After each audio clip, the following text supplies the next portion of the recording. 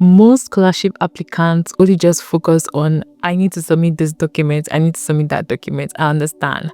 But let me tell you something that you don't understand. You see, winners, they don't only just focus on the document, they try to build profile, they try to build the skill that they need to get the scholarship. They try to polish their CV, format their essay, and they make sure that all their documents are uploaded correctly. The question that you need to ask yourself is, what makes you competitive? Whether it's CSC, whether it's Commonwealth, whether it's Fulbright program, whether it's Chevening scholarship, whether it's PTDF, whatever scholarship that you are applying for, what they're looking for is value. In this video, I'm going to show you how you can increase that, how you can actually increase your skills to be able to get the scholarship. I'm going to be showing you the top skills that you need to be able to increase your chances, guys.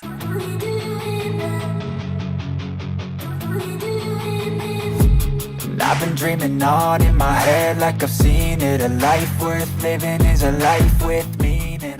First is the communication skills. Yes, so you can write clearly, your everything is written properly, but if you are not able to communicate properly, how would they believe that you are the one that wrote that thing? Because I feel like a lot of people do not understand how important the communication skill is. Some scholarship, they don't even used to read those things that you sent to them. They don't even used to look at your document. They don't even have that time to be looking at the document and bring all these things. They want to speak to you. They want to talk to you one-on-one. And then if they are talking to you and you're not able to defend yourself, defend the document that you have submitted, I'm telling you, it's possible that you will not get it. Some people, maybe yes, they go through your documents. They want to now see whether, okay, all these things that this person have given to us and who we are seeing, are they matching? Are they matching? Or are they going to come and then they start asking questions and you're not able to answer properly? You need to know how to practice what you have written. You need to try to practice writing weekly. You need to try to speak with confidence. You need to try to study other people's personal statement, people that have gotten a scholarship, study what they wrote. You need to try to improve your vocabulary if it's possible. You need to try to record yourself. You can just give yourself trial, literally set up your camera and record yourself talking so that you can be able to improve your confidence. You can be able to when you are standing one-on-one with anybody that is asking a question about this scholarship, you'll be able to defend yourself. It's not that when they call you, you will just be stammering because of course you are scared and maybe you have fear. Then you'll not be stammering, you don't say the right things, or you'll not even be able to defend yourself, you'll not be able to sell yourself. This is so important, especially for those of you that are applying for masters and PhD. There's a high chance that they will always want to call you for an interview. You need to be able to understand your proposal, whatever proposal report that you have submitted. You need to be able to understand your paper. If you published paper, not that when they call you and they're asking about your paper, you can't even remember the paper you published. Some of you don't even know, when you're applying for interview or when you're applying for your scholarship, you don't even know the course that you want to do. You need to understand the problem that you are even solving in that paper. You need to be able to understand and analyze the gap, and also what are you intending to do? What's the proposed solution you're trying to offer or provide? This is something that you need to understand, because there are some of the scholarship that what they care about is somebody who has published. So they always ask, okay, have you published? I remember when I was going to apply for scholarship, they asked me, oh, have you published a paper? And I was really surprised because I didn't think that they would care about that, but they cared. They were asking, have you published? What did you do? Where did you work? Have you worked? Do you have work experience? Do you have education experience? What have you done with what you've studied? So imagine now that I don't have any experience. I don't even know how to defend myself. I did not know how to talk. That's how I would have come and I just say rubbish. So that's why it's so important for you to literally just build yourself. Try to have a strong research already when you're applying for scholarship, especially if you're doing your master's and PhD. Have a strong critical thinking ability, whereby if they ask you any question out of random, you can be able to answer, and that the reason why for me it's so easy for me to answer questions when I'm asked is because I prepare. Like I would prepare like over like 100 questions, yes, and I literally like practice them, because I noticed that when I was in Nigeria, I used to do a lot of interviews. I never used to prepare for interviews. I literally would go for interview and I did not read. But if it's to write an exam, you see me the way I'll be reading, I'll be taking it serious. But when I'm going for interview, I will not read. I will not take it serious. I will not even do like much. And I noticed that maybe that's why I wasn't getting opportunity. And I think that that's what a lot of people do. They do not take interviews seriously. They do not take scholarship exams or scholarship interviews seriously. They just feel like because they have prepared their document, they have submitted it in the system, that's all.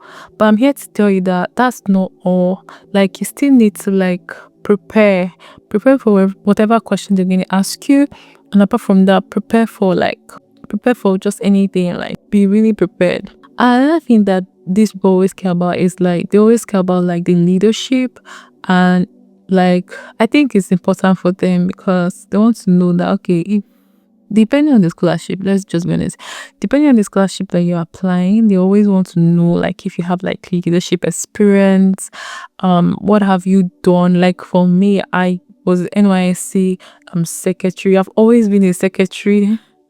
Even when I was in university, I was a secretary. When I was doing my NYC, I was a secretary. I was also like a choir leader. So I have a lot of leadership skill. So this is also something that you need to like. So that is why you need to even like read the requirements of that scholarship, what they want, that you'll be able to say yourself and you'll be able to say yourself well. If not, you will just go there and they ask you a question and they feel like you are not even qualified. So they need to know that at least you can be able to influence others positively. They need to know that you can be able to take responsibility. Even when you do something wrong, you can be able to take responsibility. They need to know that you can organize small projects. Yes. They need to know that you can mentor your juniors. They need to know that you have like leadership skill. You can lead something, even if it's church, even if it's school, even if it's community, that you know how to lead. You're a good leader. This will help you, to be honest, because a lot of us, we are scared of leadership roles. We are scared of taking up responsibility. I mean, why? Because if you're applying for scholarship, they want leaders. Do you understand? They're looking for people that are, that have high experience. So if you have good experience, it will really help you. It will boost your profile. It will boost you. Let's be honest, it will really, really boost you. And that's why for me, like anytime I go to any activity, you can call it oversabi, I don't care. Anytime they are looking for people that will volunteer and do something, and I feel like I can't do it, I like to do, except maybe I don't feel like, or I don't really like the people there. But most of the time, I don't mind like having to like do activities, having to like do things, because I know that it's building me. Because when you keep putting yourself out there, you realize that you will not be shy anymore. A lot of us, we are shy because we do not put ourselves out there. Even right now that I'm here, there are not a lot of activities that I do. I know, but the fact that I'm always even doing like YouTube, it helps me to just build my confidence, build my communication skills, literally build myself. The fact that I'm running a business on my own and I have people helping me, it helps me. So you see, like, even if you don't even have like the experience, even if you've not even like had any like leadership skill or whatever, there's a way you can still package it. There's a way you can package yourself, package your CV in a way that looks professional. Just be like an ada, or like, oh, I was a prefect, or I did this. Knowing how to package it in a way that would sell you is so good. And this is something that you can actually research. You can even use AI to help you. Let's just use ChatGPT to help you in that area, so that you can be able to package yourself. Even though you don't have like a lot of skill, you are still able to package yourself in a way that would sell you so well. Another thing that you can think about improving is your academic excellence. Guys, let's just say that the reason why you're going for scholarship is because maybe your GPA is kind of high, maybe because you are intelligent.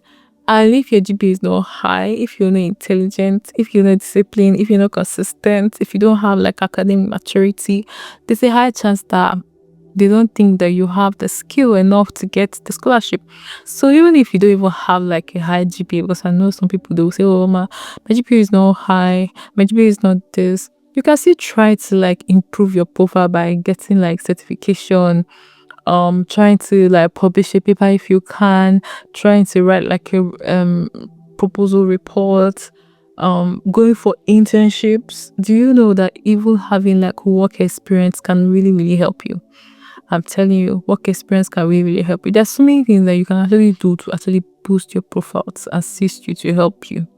But if you do not do this, then I really think that it will really affect you. That's something I think. And also thinking about networking and building like a strong relationship is something that you can actually think about, because many applicants, they kind of ignore this. They do not have like a good relationship maybe with their lecturers, with their supervisors, with their employers. And the reason why I say that it's good to build a relationship with these people is because maybe you can maybe ask them for like a recommendation letter reference. You need them someday for like a recommendation letter. And when you're messaging them, please message them on time, and don't be like disturbing every time just because I say, oh man, have a good relationship. No, just you message them today, after a week you message them again, because I'm telling you, like, they look at the recommendation letters. Most of all the scholarship, especially CSC, they used to look at the recommendation letters, and they look at the comments that maybe your employer or the lecturer have said about you. So they look at these things. So that's why it's good for you to try your best to build it. It's good for you to try your best to like have a good recommendation letter, especially from a professor or an associate professor. Also, strategic positioning is also good. What does this mean? You have to align yourself with your profile. Like, ensure that you need to align your profile with like maybe like your country development goals. A lot of people, especially those Commonwealths, why they've been able to get scholarship is because maybe they always like, oh, I'm doing this because I want to develop my country. Oh, I'm doing this because, I want to develop my family. Like, there was always like this thing of them going back home. I feel like this scholarship committee, they always like to hear these things that, okay, you want to go back and develop your country, or you want to go back and develop your home. I don't know why, but that's just what I noticed. Just show that you have like a scholarship mission and something that your country needs, your home country needs. Let's say you're applying for CSC, like you're applying for China, or you're applying to UK. These two countries, China or UK, they always like when you always say, no, I'm going to go back to my country. Oh, I'm going to go back home. I'm going to do this. They always like that thing. Don't just submit like a generic kind of application whereby you're just sending an application whereby you're just saying, it's just general. Do you understand? It's not specific. I have to know something that is general, is that thing that you've written, you can submit it to like 50 scholarship at once, or you can submit it to like 20 universities. So you have to try not to like develop a generic kind of application. You need to be specific and say what you're planning to do, something like that. Also, you need to have like emotional intelligence and maturity, which means the ability to represent your country well. You need to be able to show that you know how to adapt to the culture, that you know how to respect their rules and regulation, because some of the people, they used to have a lot of rules and regulation. And also the way you communicate matters. The way you are able to air your opinion matters. Remember that scholarship is an investment, a strong investment, and they are investing in you. They do not care like so much about your struggles, that, oh, I don't have this. Yes, I know that story is good to sell, but when it's time to defend yourself, you need to be very professional. You need to understand that you want to show them that you have the value and they're not wasting their money on you. So this is something that you actually need to like put in your head. You need to be able to sell yourself. Why should they give you the scholarship and not give it to the other person? Everybody's story is different. So when everybody's even coming to tell their story, they will tell their own story differently. But I think it's the way you tell your story that would make you seem more professional and you seem more like the candidate, like the right person for the scholarship. So, but how can you tell your story well? You can tell a story well when you prepare, right? When you prepare for the scholarship, definitely you will see the results. So guys, I offer like scholarship support for students that want to like travel abroad or you want to study abroad.